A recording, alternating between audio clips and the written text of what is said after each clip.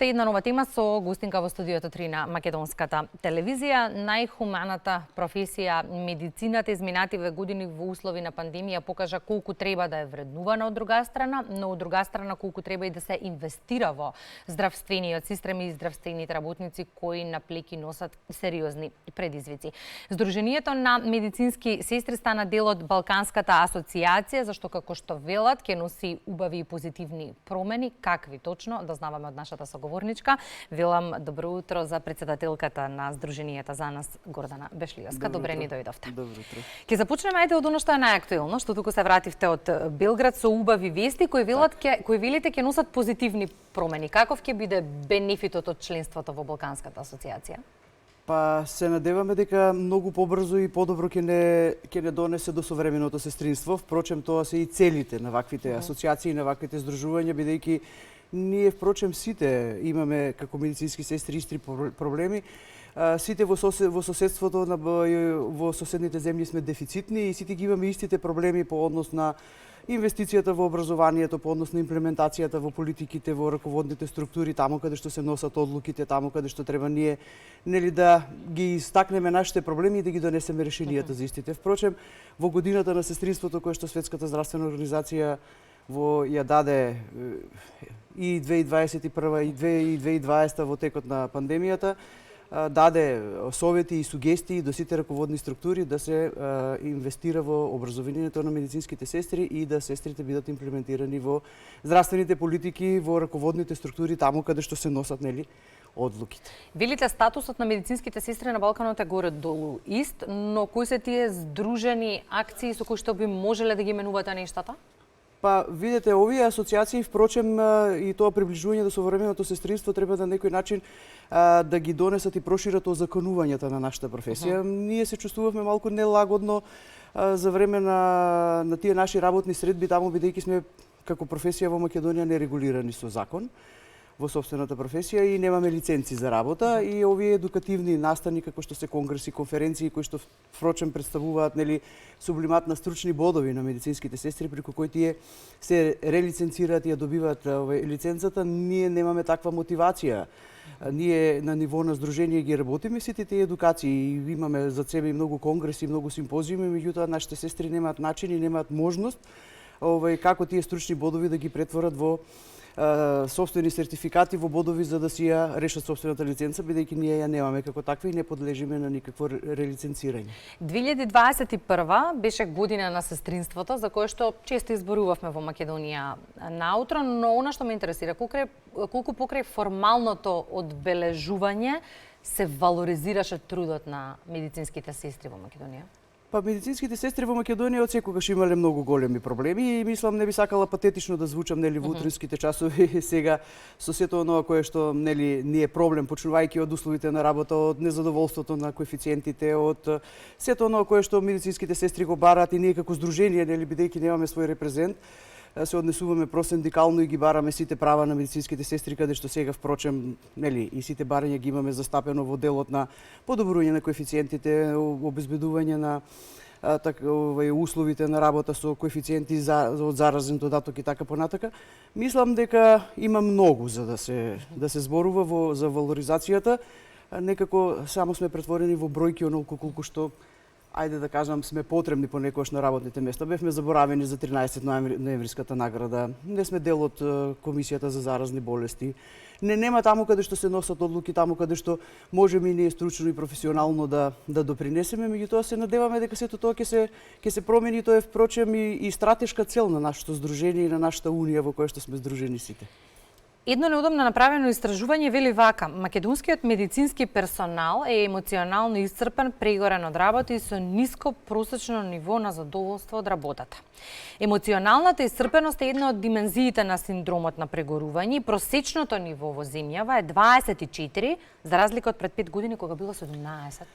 Па да, имаше Институтот за јавно здравје уште еден елаборат кој што зборува за синдромот за согорување, кој што повеќе не е табу тема и на кој што треба да му се обрне посебно внимание. Ние многу сработивме, имавме и многу, така да кажам, и трибини на кои што зборувавме за тоа и се работеа извештаи во одредени болници каде што нивото на задоволството на персоналот од година во година значи нормално опаѓа, меѓутоа и психичкиот стрес си го прави своето, посебно сите пандемиски услови кои што се случија наназад, се случија многу меѓународни средби на здруженија, на институти каде што нели со одредени бројки се искочи за сето оноа кое што ни се случи наназад и меѓу другото има заклучоци кои што зборуваат за тоа дека сепак здравствените работници треба малку повеќе да кажат за сите услови, за сето она со кое што се сретна во средините каде што ги задеси пандемијата и има еден многу важен момент во кој што нели инвестицијата треба да оди во делот на носењето на одлуките. Требаше малку повеќе да бидеме слушнати по однос на оние безбедносни услови во кои што работевме и онаа сериозна безбедносна опрема со која што требаше да се стартува, меѓутоа нели сепак искочивме многу поискосни од целокупната оваа ситуација. Синдромот на согорување не следел и не следи, ние сме впрочем професија која што е многу стресна и која што не требаше да се случи пандемија за да стресот дојде нели до израз. Сепак дефицитноста на работните места и стресот кој што дополнително ни се случува на работните места може да допринесува во секојдневната наша работа да на таков начин биде тој индекс, да речеме, висок на синдром на согорување. По 20 години заврши пописот, се реализираше пописот и ги добивме резултатите од неголемата статистичка операција во која што добивме податок дека имаме многу помалку граѓани од колку што очекувавме, но она што е факт е дека голем дел и од здравствените работници се во оваа бројка кои бараат живот надвор од земјава, а нашиот кадар се намалува.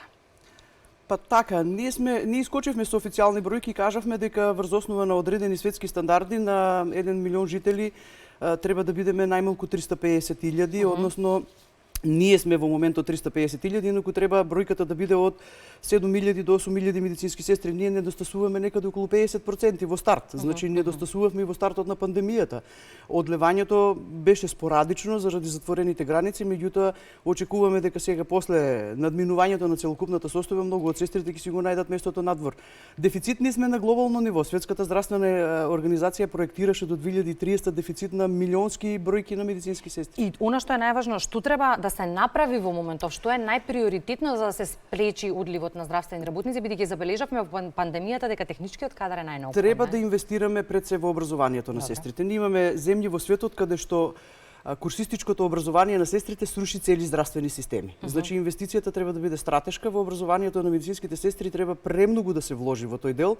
Треба да ни се даде можност да на некој начин ги донесеме сите оние проблеми кои што ни се случуваат во здравствените институции, таму каде што се носат одлуките. Ние како здружение апелираме, постојано изборуваме и кажуваме дека на нас не е потребен сектор за сестринство во Министерството за здравство, каде што ќе ги донесеме локално, регионално и глобално проблемите од цела држава и ќе се занимаваме со истите и ќе помогнеме. Значи треба да бидеме во тие комисии каде што ќе се донесе законот за сестринството, треба да бидеме инволвирани секаде каде што ние сме најмногу бројната алка во здравствениот систем. Ние сме во сите пори, ние сме секаде. Значи жално е што немаме репрезент, жално е што немаме правен субјект.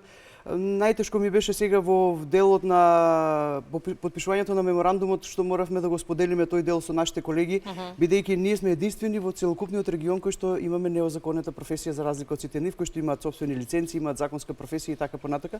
Така да јас се надевам дека нема да биде лесно и едноставно, меѓутоа се надевам дека ќе успееме во тоа. Ако велат здружение полесно, поддршката наша ја имате, но ја имате и поддршката од Балканската асоциација, па веројатно во периодот кој што следува, тоа е еден голем ишчекор, една голема мотивација. Јас го поздравувам целокупното членство и сите медицински сестри. Посакувам успешна соработка со Балканската асоциација која што ќе биде паралела на сите наши едукативни настани.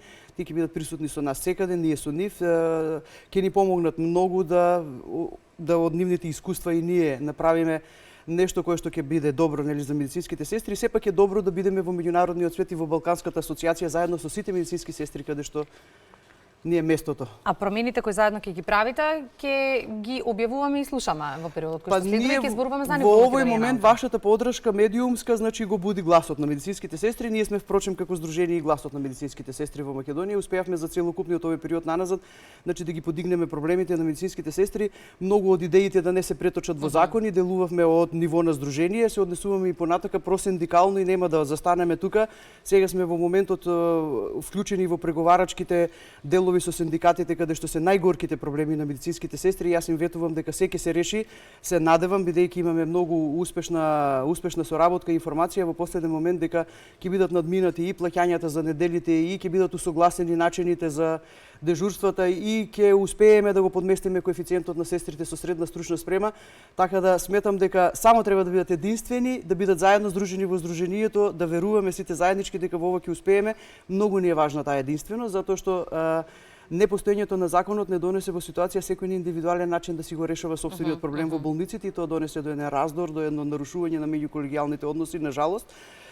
Така да мора тоа да го надминеме и мора да сватиме дека само единствени ќе го постигнеме и признавањето на образованието, и подобрувањето на условите на работа, и законот за дејноста кој што ќе го развие и ќе го донесе нашето образование, ќе ги штити нашите права, а на свој посебен начин, значи ќе ги донесе и нашите прекршочни одредби, па и ние сме професија која што греши, нели нормално, Абсолютно. треба се да биде во исти. Права, но и обврски. Така е, апсолутно. Да. Благодарам за гостувањето, господје Бешлиевска во Македонија наутро. Ви благодарам и на вас. Останете на првиот канал на МТВ, музичка нумера во продолжение. Веднаш по тоа уште една тема за која што го заокружуваме практично денешното издание на Македонија наутро, тема спорт. Останете со нас.